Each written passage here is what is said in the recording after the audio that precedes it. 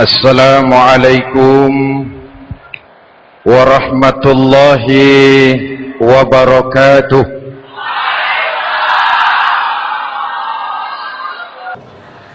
Kita mau bicara keagungan Ramadan yang ditandai 3 hal.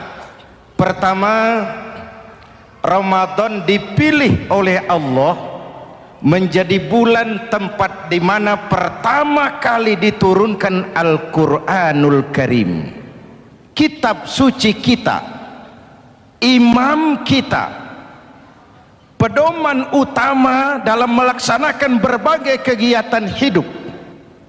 Pertama, ia berisi akidah yang tujuannya menyelamatkan manusia dari ketergantungan kepada benda, menyelamatkan manusia dari kemusyrikan, baik syirik yang jali maupun syirik yang khafi.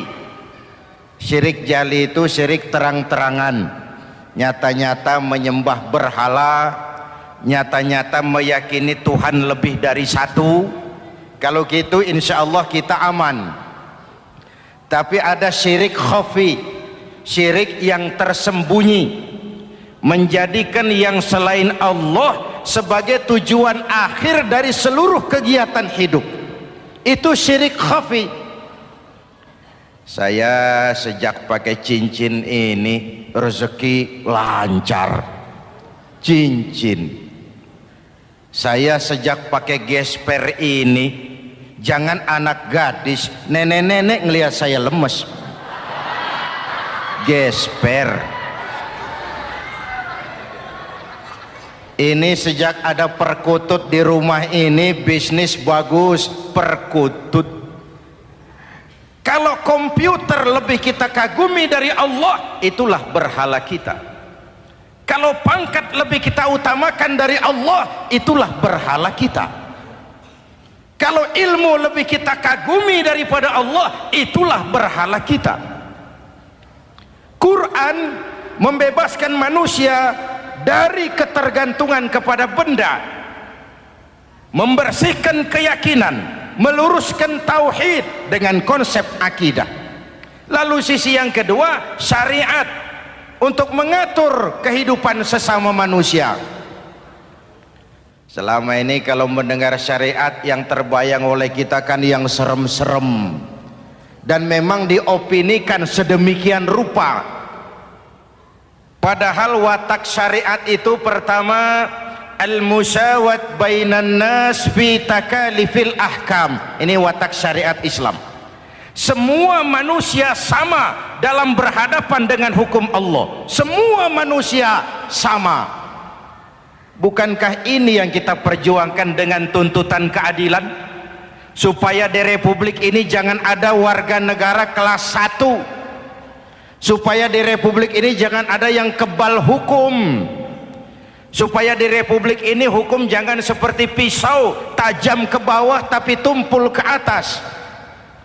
Syariat mengajarkan al-musawat bainan nas fi takalifil ahkam. Semua manusia sama dalam berhadapan dengan hukum Allah. Ketika mengajarkan orang beramal, Rasulullah kepada putri kesayangan beliau sendiri berkata, "I'mali ya Fatimah, i'mali fa inni la ughni anki minallahi syai'a." Fatimah, beramal kau. Fatimah, solat. Fatimah, puasa. Fatimah, haji.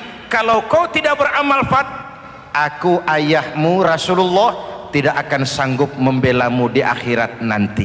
Inilah watak syariat. Tidak mentang-mentang anak kesayangan lalu ada jaminan, sudah Fat, kamu nggak sholat nggak apa-apa, nanti di akhirat ada papi. Tidak. Semua manusia sama dalam berhadapan dengan hukum. Andai kata Fatimah putri Muhammad mencuri, tidak usah orang lain, Muhammad sendiri yang akan memotong tangannya. Bukankah keadilan macam ini yang kita harapkan? Cuma sayang, selama ini banyak kita mengenal Islam seperti orang buta kenal gajah. Ada 3 orang buta dilepas ke kebun binatang, disuruh kenal gajah. saya yakin laporannya lain-lain. Orang buta pertama bilang, Pak, gajah tipis lebar kayak kipas. Kenapa? Dia baru pegang telinganya. Orang buta kedua ngotot, goblok itu Pak. Yang betul saya, gajah kecil panjang kayak ular. Kenapa? Yang dia pegang ekornya. Orang buta ketiga lebih marah, dua-duanya tolol Pak. Yang betul itu saya, gajah tinggi besar seperti pohon kelapa. Karena yang dia pegang kakinya. Beginilah kita mengenal Islam. Seperti orang buta kenal gajah, frame of reference, kacamata pandangannya tidak total. Baru kenal kaki gajah sudah sok tahu gajah. Baru kenal telinga gajah sudah sok kenal gajah. Kemana-mana pidato, saudara-saudara, gajah tipis lebar kayak kipas. Buat orang yang belum kenal gajah, dia menyesatkan. Buat orang yang sudah tahu gajah, senyum di kolom. Oh, kau baru kenal kupingnya kok. Begitulah kadang-kadang kita baca Quran, ayatnya yang keras, kesannya Islam itu sangar, Islam itu sadis, Islam itu perang. Di sisi lain ada yang adem, sejuk, lalu lahir generasi feminim. Buat saya yang terpenting semua kita perlu. Rasul mengajarkan, la takun ratban fatuksara wala yabisan fatuksara. Jangan lemah, nanti kau diinjak orang, tapi jangan keras, nanti kau dipatahkan orang.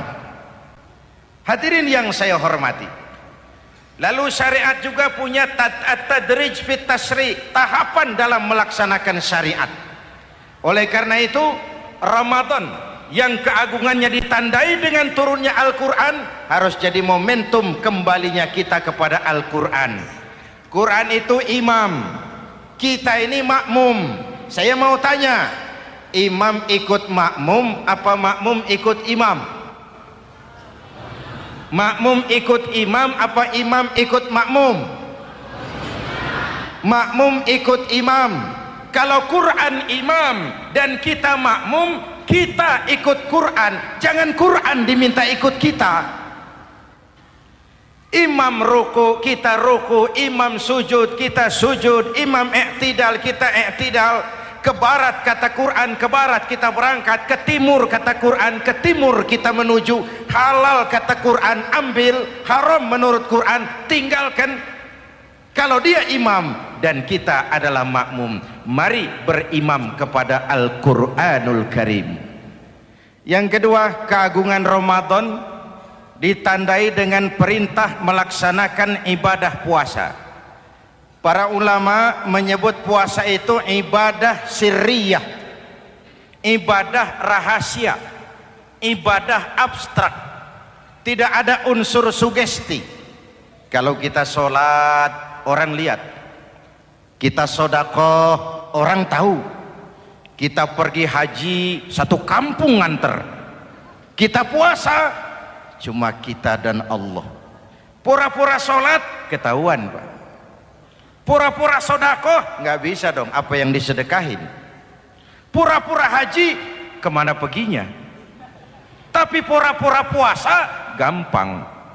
Keluar rumah, bibir lap yang kering, jalan lemesin dikit, ada angin miring, lemes amat puasa. Sirriyah, abstrak. Ibadah lain bisa dinilai, wah itu teman kita sodakohnya berani ya. Kok tahu kamu? Kelihatan dari jumlahnya. Itu sholatnya khusyuk ya. Kok ngerti kamu? Kelihatan dari geraknya.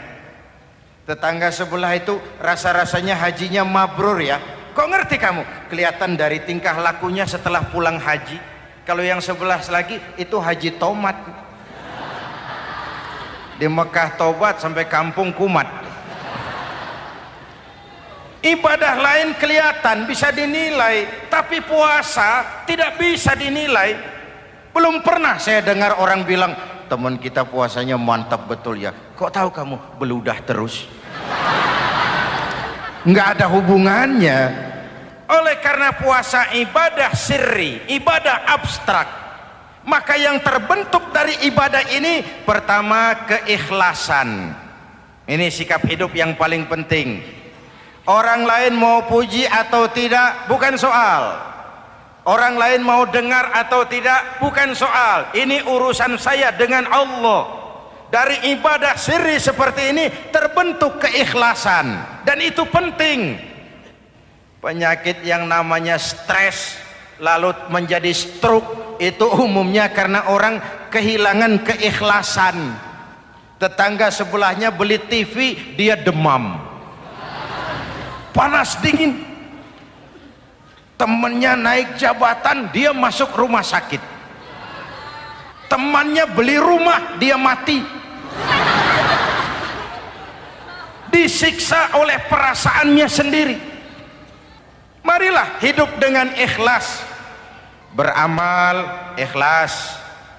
Saya menyantuni yatim bukan karena disorot TV, bukan karena masuk majalah, bukan karena dimuat koran, karena Allah.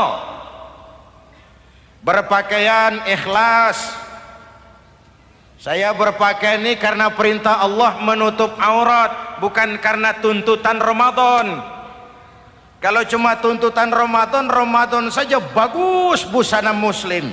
Selesai Ramadan kembali pusar merajalela. Menerima jabatan ikhlas, ini amanah dari Allah. Jabatan adalah alat untuk mengabdi, bukan cuma alat yang melahirkan kekuasaan dan fasilitas. Kalau kekuasaan dianggap sebagai fasilitas dan kekuasaan, maka yang lahir tentu akhirnya maling-maling baru, yang lahir rampok-rampok baru, yang dikuras ya harta negara. Hadirin yang saya hormati, ikhlas menerima jabatan dengan keyakinan ini amanah Allah, amanah akan dimintakan pertanggungan jawab. Ini alat untuk berbuat baik, ini alat untuk mengabdi. Kalau cuma digambarkan kekuasaan jabatan sebagai kekuasaan dan fasilitas, itu yang lalu banyak melahirkan rampok-rampok baru. Betul? Iya, kalau jabatan kan gajiannya jelas. Menteri gajinya jelas, anggota DPR gajinya jelas, presiden, wakil presiden gajinya jelas.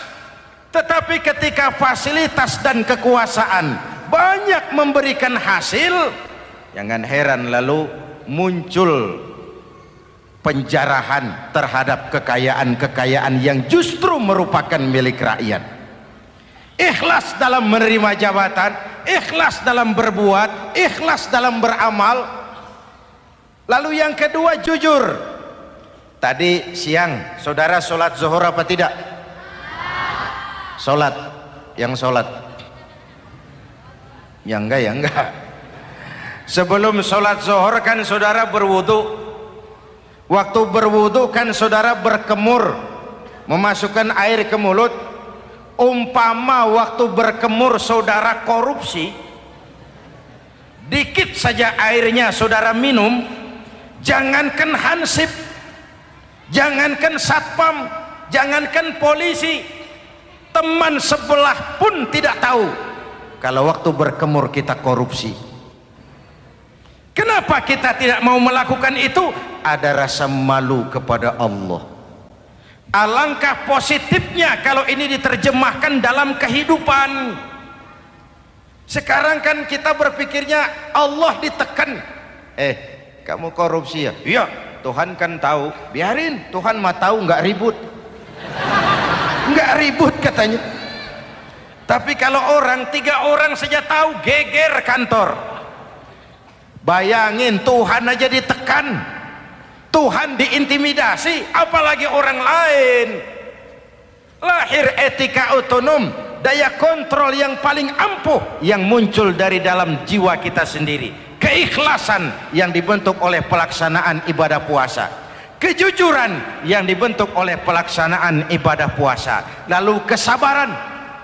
Kata Nabi, as-siyamu junnatun, puasa itu benteng, dinding. Fa idza kana yaumus siyami ahadikum, kalau salah seorang kamu tengah berpuasa, fala yarfus, jangan berkata kotor, wala yafsuk, jangan berkata keji, wa in sabahu ahadun au qatalahu falyaqul inni shaim, inni shaim. Kalau ada orang mencaci maki dia, bahkan mengajak dia berkelahi yang menurut ukuran dia mesti menang, tapi karena puasa, maaf, saya bukan gak berani sama kamu, saya sedang puasa. Kalau mau berkelahi juga ntar aja habis buka, segeran dikit berantemnya. Inni shaim, maaf saya sedang berpuasa. Itu merupakan benteng. Orang itu kan kalau lagi puasa kondisi lapar, haus, temperamen kan tinggi, sedikit tersinggung temperatur naik, sama marah gampang. Kalau waktu begitu dia bisa sabar, ketika kenyang sudah nggak ada masalah. Sabar baik dalam taat kepada Allah, sabar dalam melaksanakan perintahnya, sabar dalam meninggalkan larangannya, dan sabar di dalam menghadapi musibah, kesulitan-kesulitan dalam kehidupan kita. Hadirin, kalau ibadah berpuasa kita baik, kita yang malam ini pasti bukan kita 20 hari yang lalu. Kita yang malam ini, kita yang sudah ditempa oleh penggojologan Ramadan, ditempa oleh kawah candra di mukanya Ramadan, sehingga membias dalam pembentukan pribadi. Setiap ibadah yang dikerjakan dengan benar pasti punya dampak positif dalam meluruskan moral orang yang melaksanakan ibadah itu sendiri. Jangan sampai terjebak kepada rutinitas ritual. Akhirnya seperti yang sering saya ungkapkan, sholat rajin, maksiat tekun, baca Quran mau, fitnah orang hobi, sedekah ya sedekah tapi nyolongnya lebih gede dari sedekahnya. Sedekahnya cuma untuk ngumpetin korupsinya. Akhirnya jadi lipstik, akhirnya jadi dekorasi. Setiap ibadah yang dikerjakan dengan benar punya dampak positif dalam meluruskan moral dan memperbaiki akhlak orang yang melaksanakan ibadah itu sendiri. Begitulah Ramadan, ada pelaksanaan ibadah puasa. Dan untuk puasa Nabi bersabda, lis-shaimi farhatani, farhatun indal iftar wa farhatun inda liqa'i rabbih. Buat orang yang berpuasa ada dua kegembiraan yang tidak dimiliki oleh yang tidak melaksanakan puasa. Dua kegembiraan. Pertama, farhatun indal iftar, kegembiraan menjelang saat-saat berbuka. Hati itu besar, rasa optimisme, padahal bukanya cuma sama tempe, sama tahu, sama ikan asin, tapi entah makin dekat maghrib hati makin berbunga, ada kebahagiaan yang tidak bisa diceritakan. Allahumma lakasumtu, ya Allah hari ini saya laksanakan perintahmu, saya lawan rasa nafsu, saya tempuh lapar, haus, saya tunaikan semua ini. Itu kegembiraan yang puasa. Yang kedua, wa farhatun inda liqa'i rabbih, kegembiraan kedua nanti di akhirat pada saat bertemu dengan Allah Subhanahu wa ta'ala. Masuk surga nikmat, bertemu Allah jauh lebih nikmat. Hadirin yang saya hormati, bahkan di surga ada sebuah pintu yang khusus disiapkan bagi orang-orang yang melaksanakan puasa. Tidak bisa masuk ke pintu itu kecuali orang yang puasa. Dan pintu itu disebut pintu Rayyan, Babur Rayyan, pintu Rayyan, yang hanya boleh dimasuki orang-orang yang melaksanakan ibadah puasa. Hadirin, lalu yang berikutnya, ibadah puasa ganjarannya abstrak. Kalau ibadah lain kita bisa lihat itu, sholat berjamaah pahalanya begini, haji kalau mabrur pahalanya begitu, sodakoh pahalanya begini. Puasa Allah cuma bilang asyamu li wa ana ajzibi, puasa untukku dan aku yang membalasnya. Berapa besar balasan Allah tidak diberitahu. Artinya apa? Kalau saudara kerja, mandor bilang, "Mas, kau kerja sama saya, gajimu sebulan 5 juta." Ketahuan sebulan 5 juta. Kita kan bisa kong kaling kong. Ada mandor rajin, tidak ada mandor kendor. Pokoknya jatah 5 juta. Tapi kalau mandor cuma bilang, "Mas, kau kerja sama aku, soal gajimu nanti aku yang atur." Berapa besarnya nggak dikasih tahu. Aturan seperti ini harusnya membuat kita kerja lebih hati-hati. Sebab apa? Mungkin gaji kita sama saja 5 juta kalau kerja biasa-biasa. Mungkin jauh lebih besar kalau pekerjaan memuaskan. Mungkin tidak digaji sama sekali kalau pekerjaan sembarangan. Tidak dijelaskannya gambaran pahala puasa menjadi sugesti untuk melaksanakan ibadah puasa ini dengan sebaik-baiknya. Hadirin yang saya cintai, yang ketiga soal keagungan Ramadan ini. Di dalam bulan Ramadan ada satu malam yang bobotnya khairun min alfi syahrin. Satu malam tapi lebih baik daripada 1000 bulan, yang kita kenal dengan malam Qadar atau Lailatul Qadar. Sementara itu adanya pada sepertiga yang akhir dari bulan Ramadan, terutama di malam-malam ganjil. Di negeri kita lihat terjadi pergeseran nilai. Awal-awal Ramadan, minggu pertama pasar sepi, masjid ramai, full house, meledak. Betul? Padahal Rasul memberikan contoh, kalau sudah masuk sepertiga yang akhir Ramadan, beliau sing-singkan lengan baju, hamparkan sajadah, lebih banyak di masjid daripada di rumah. Itu baginda Rasul. Sing-singkan lengan baju, hamparkan sajadah, lebih banyak di masjid daripada di rumah. Hadirin yang saya hormati, di situ makna meraih kemenangan. Karena itu lebaran lain dengan Idul Fitri. Lebaran siapa saja boleh ikutan, tapi Idul Fitri milik orang yang melaksanakan ibadah Ramadan dengan baik. Nah, saya kembali kepada Lailatul Qadar. Semua kita, kecil atau besar, sengaja atau tidak, khilaf atau terpaksa, pasti punya yang namanya dosa. Di sini semua yang hadir nih, include saya, apa ada yang tidak punya dosa? Ayo, jujur. Apa ada di antara kita di sini yang nggak punya salah? Apa ada yang nggak punya dosa? Setiap kita, kecil, besar, sedikit, banyak, terlupa, terpaksa, pasti punya salah.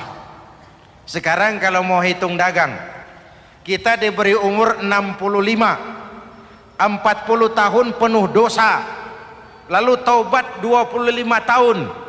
Menurut neraca hukum dagang belum seimbang. Dosa 40 tahun ditebus taubat 25 tahun. Menurut neraca hukum dagang. Untung Allah tidak dagang-dagangan kepada kita. Di Ramadan ini Allah ngobrol pahala. Di Ramadan ini Allah membuka pintu rahmah yang seluas-luasnya. Sampai-sampai ada hadis qudsi, "Lau amiltumul khataya hatta mala'atis sama thumma nadimtum fataballahu alaikum." Kalaupun kamu berbuat dosa, penuh langit dengan dosamu, kemudian kamu menyesal dan bertaubat, Allah pasti akan menerima taubatmu.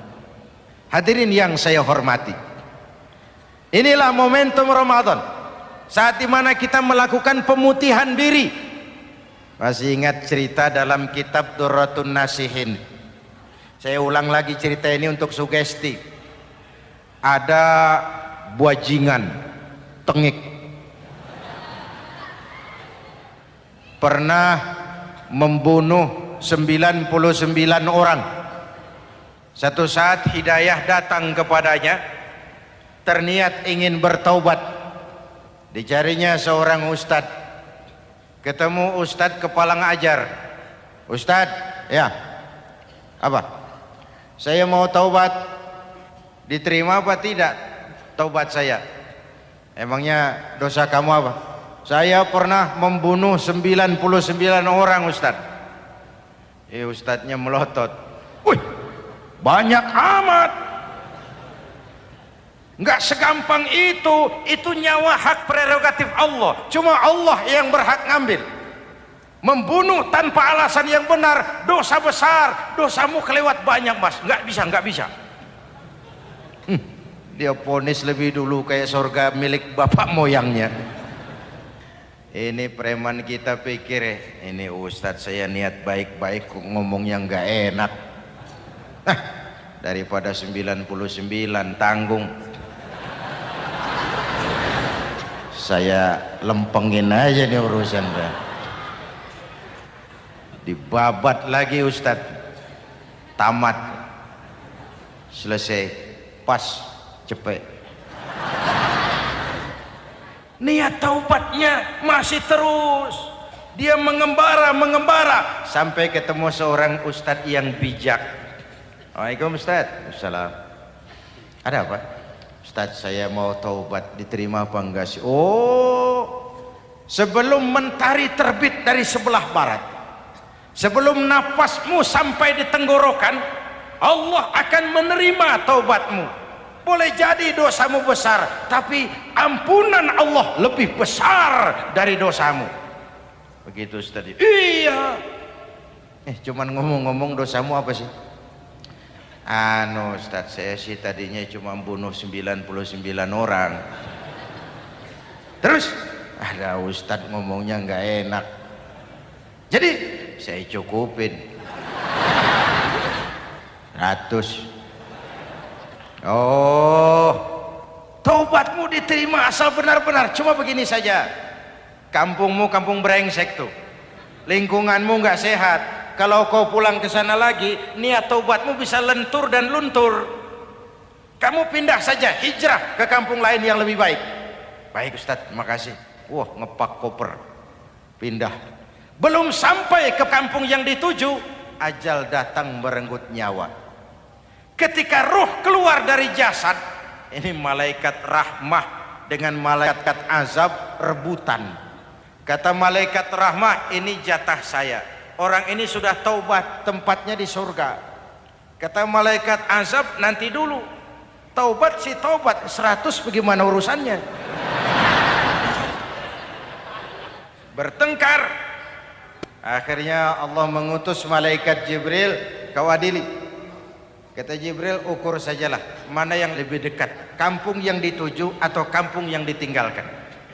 Ketika diukur, kampung yang dituju lebih dekat dari kampung yang ditinggalkan. Kata Jibril, dia jatah malaikat rahmah, taubatnya diterima Allah. Nah, kalau mendengar riwayat seperti ini, jangan diartikan bahwa untuk taubat mesti membunuh 100 orang. Ini harus diartikan bagaimanapun besar dosa dan kesalahan yang kita lakukan, jangan putus asa dari rahmat Allah. Sebaliknya, bagaimanapun banyak kebaikan yang kita kerjakan, jangan puas hati dan sombong diri. Kita belum tahu akhir perjalanan hidup ini. Kita hanya berbuat dan berbuat. Kepastian itu haknya Allah. Ada yang masuk neraka karena menyiksa kucing. Ada yang masuk surga walaupun sudah membunuh 100 orang. Bahkan kalau nanti saudara di surga ketemu orang-orang soleh, saudara nggak usah kaget, itu memang tempatnya di surga. Saudara akan kaget nanti kalau di surga ketemu pelacur. Pelacur masuk surga. Penasaran, saudara samperin, Mbak Yu. Iya Mas, sampean ada di sini, apa Allah nggak salah wesel ini? Iya Mas, saya ini ada di surga sini. Padahal waktu di dunia dulu saya ini siapa Mas tahu kan? Mas juga langganan kan waktu itu.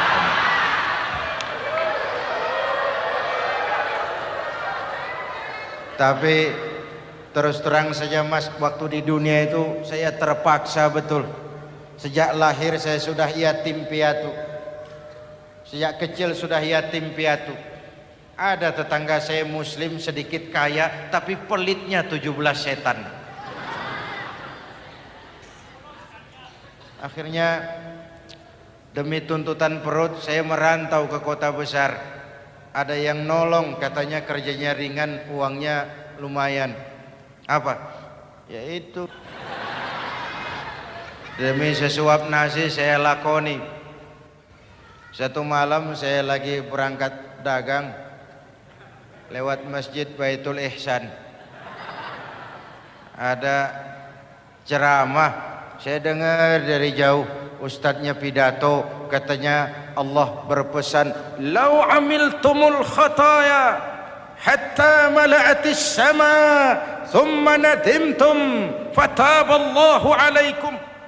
Kalaupun kamu berbuat dosa, penuh langit dengan dosamu, lalu kau menyesal dan bertaubat, Allah pasti akan menerima taubatmu.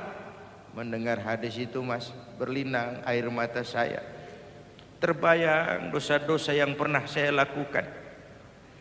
Terbayang orang-orang yang pernah menanamkan modal asing.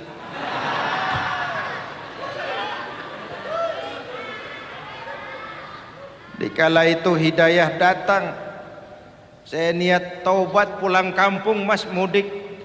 Lagi ngepak koper mau mudik, tamu datang, saya bilang mulai malam ini saya berhenti dagang.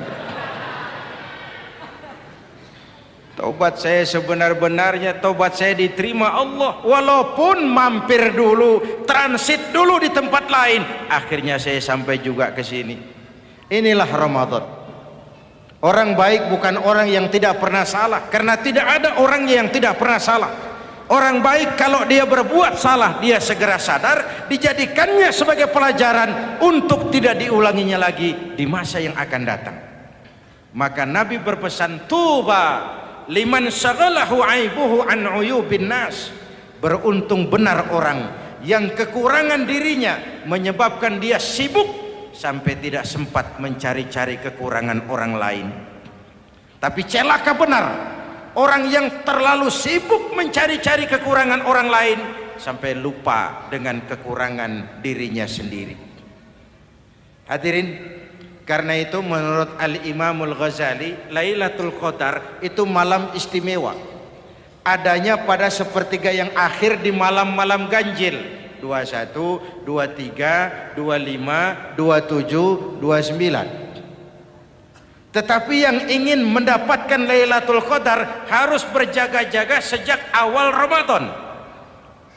Nggak bisa pakai ilmu ngancem. Wah ini 21 malam nih, nggak keluar-keluar dari masjid.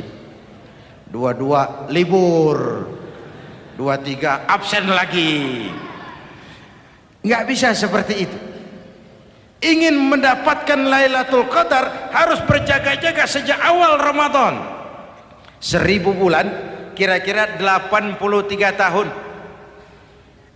Rata-rata umur orang sekarang kita ini jarang yang sampai 83.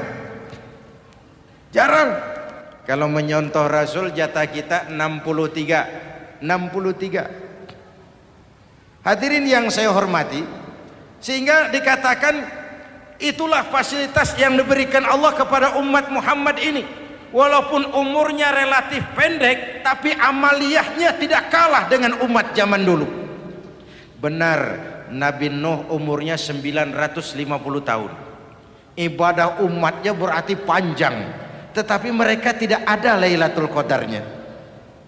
Benar, Nabi Adam umurnya panjang, 2000 tahun, umatnya rata-rata sekian. Tetapi tidak ada nilai tambah yang diberikan Allah kepada mereka. Kita umat Muhammad ini umur relatif pendek. Kalau nyontoh Nabi 63 tahun, betul. Tapi bayangkan ada Lailatul Qadar yang nilainya khairun min alfi syahrin, lebih baik daripada 1000 bulan, dan 1000 bulan 83 tahun. Kalau 10 tahun berturut-turut memanfaatkan Lailatul Qadar, maka artinya umur kita sudah sama dengan umur umat Nabi Nuh alaihi salam. Kualitas ibadahnya yang saya maksud. Tugas kita memanfaatkan peluang-peluang seperti ini dan mengisinya dengan berbagai kegiatan-kegiatan ibadah. Mumpung Allah menyediakan itu buat kita bersama. Tahun depan nggak ada jaminan kita ketemu Ramadan lagi. Karena itu mumpung senyampang ini diberikan kesempatan memasuki minggu-minggu 10 yang terakhir dari Ramadan. Sing-singkan lengan baju, hamparkan sajadah, dan berusaha lebih banyak di masjid daripada di rumah. Hadirin yang saya hormati, dari pembicaraan singkat yang saya sampaikan, Ramadan menjadi agung oleh karena 3 hal. Pertama, ia dipilih menjadi bulan tempat di mana pertama kali diturunkan ayat-ayat suci Al-Quran. Karenanya Ramadan disebut juga sebagai Syahrul Quran, bulan Al-Quran. Karenanya Ramadan juga kita lebih intens memasuki kehidupan Al-Quran sebagai makmum dan kita sebagai imam. Jika Quran adalah imam dan kita adalah makmum, maka konsekuensinya makmum harus ikut imam, bukan imam yang ikut makmum. Yang kedua, keagungan Ramadan ditandai dengan pelaksanaan ibadah puasa. Setiap ibadah yang dikerjakan dengan benar pasti punya dampak dalam memperbaiki moral, meluruskan akhlak orang yang melaksanakan ibadah itu sendiri. Maka bulan suci Ramadan menjadilah kawah candra di muka, menjadi bulan training, bulan latihan. Saya sering ibaratkan, Mike Tyson masuk latihan, keluar latihan, tindunya makin hebat. Hewitt masuk latihan, keluar latihan, tenisnya makin canggih. Zinedine Zidane masuk latihan, keluar latihan, sepak bolanya makin hebat. Kalau latihan tiap hari, main kalah terus, orang kan ngomong, buat apa latihan? Kita sebulan penuh latihan supaya bulan-bulan sesudah Ramadan nanti kita jangan sampai kalah dalam permainan hidup ini. Hidup ini kan permainan. Ada yang sekarang ini main sebagai pedagang, main sebagai pejabat, main sebagai pengusaha, main sebagai seniman. Hidup ini permainan. Wa mal hadhil hayatud dunya illa lahwun wa la'ib. Ini cuma permainan. Senarionya sudah ditetapkan oleh sang sutradara Allah Azza wa Jalla. Ini permainan saja. Maka bermainlah sesuai dengan aturan main. Karena hidup memang permainan. Tapi jangan main-main. Walaupun ini permainan, bermainlah dengan benar. Jangan main-main. Kalau main-main, kalah. Sepak bola permainan, main, kalah. Bulu tangkis permainan, main, kalah. Hidup ini permainan, main dengan benar, main sesuai dengan aturan main, kalah. Hadirin yang saya hormati, karena itu 1 bulan untuk menghadapi 11 bulan sesudahnya. Yang ketiga, ditandai keagungan Ramadan dengan ada nuzulul Quran. Diberikan Allah kepada siapa saja yang dikehendakinya. Semoga ibadah yang sudah kita kerjakan kiranya diterima Allah. Yang masih akan kita kerjakan, diberikan kita kekuatan zahir dan batin untuk dapat melaksanakannya dengan sebaik-baiknya. Ala hadhihi niyyah wa ila hadratin nabi. Al-Fatihah.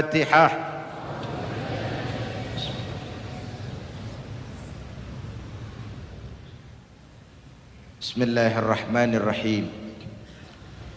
Alhamdulillahi rabbil alamin. Allahumma salli wa sallim mubarak ala sayyidina Muhammadin wa ala alihi wa sahbihi ajma'in. Ya Allah, dengan sepenuh perasaan dan pengharapan dalam segala kerendahan dan kelemahan, ampuni dosa kami, dosa ibu bapak kami, dosa saudara-saudara kami umat Islam. Kalau selama ini lebih banyak lalai kami dari ingat kami, lebih banyak keluhan kami dari syukur kami, lebih banyak marah kami dari sabar kami, tunjuki kami jalan-Mu yang lurus, yang apabila kami berpijak di atasnya, tidaklah kami akan tersesat buat selamanya. Ya Allah, karuniakan kepada kami rakyat dan bangsa Indonesia pemimpin-pemimpin yang takut kepadamu dan sayang kepada kami. Berikan mereka kekuatan zahir dan batin untuk dapat membawa kami rakyat dan bangsa Indonesia menapak menuju hari esok yang lebih pasti dan lebih baik. Rabbana hab lana min azwajina wa dhurriyyatina qurrata a'yun waj'alna lil muttaqina imama. Rabbana atina fid dunya hasanah wa fil akhirati hasanah wa qina adzaban nar. Rabbana taqabbal minna salatana wa siyamana وقيامنا وتخشعنا وتعبدنا وتمم تقصيرنا يا أرحم الراحمين. ربنا اجعلنا من السعداء المقبولين ولا تجعلنا يا الله من الأشقياء المردودين. أفضل ما قلته أنا والنبيون من قبلي لا إله إلا الله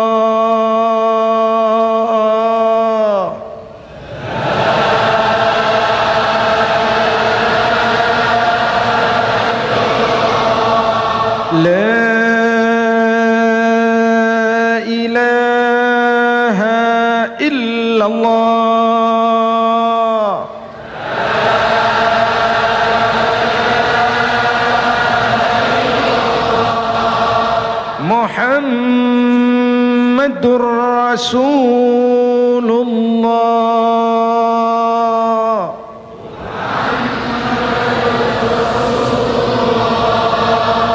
Sallallahu alaihi wa alihi wasallam. Kalimatu haqqin 'alaiha nahya wa 'alaiha namut wa 'alaiha wa biha nub'atsu insyaallah minal aminin minal aminin minal aminin rahmatika ya arhamar rahimin. Sallallahu ala sayyidina Muhammad wa ala alihi wa sahbihi ajma'in. Subhana rabbika rabbil izzati amma yasifun, salamun alal mursalin walhamdulillah rabbil alamin. Wassalamu alaikum warahmatullahi wabarakatuh.